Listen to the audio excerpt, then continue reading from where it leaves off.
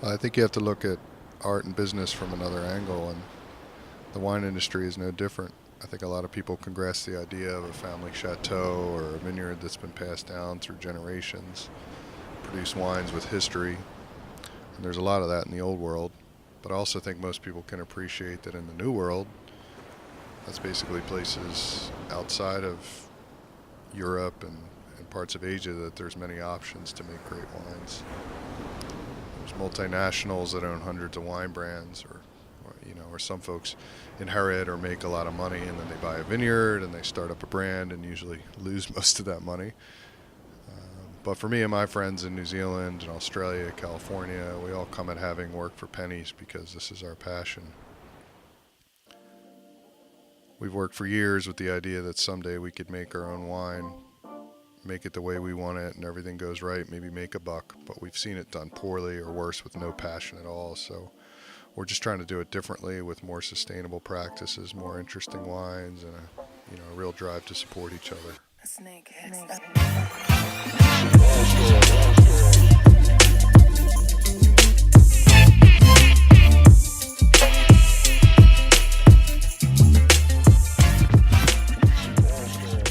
I came from Philly, a place so different than New Zealand.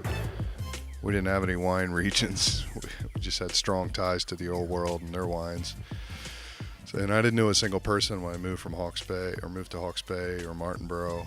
When I moved here about 10 years ago, I had to make friends and build relationships. I didn't have any money when I came here. I couldn't buy trust and respect, so I did it differently. I earned it by working in the industry from the bottom up.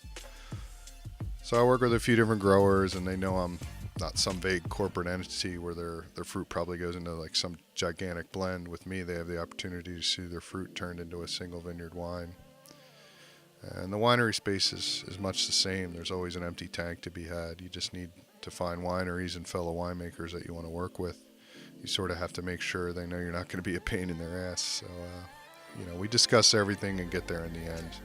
There's some great friends who help me make my wines, and I try to help them too. And that collaboration continues all the way through the process with my graphic designer, Rockeye, our distributors, the restaurants we work with, the wine shops. I just love the whole process, really.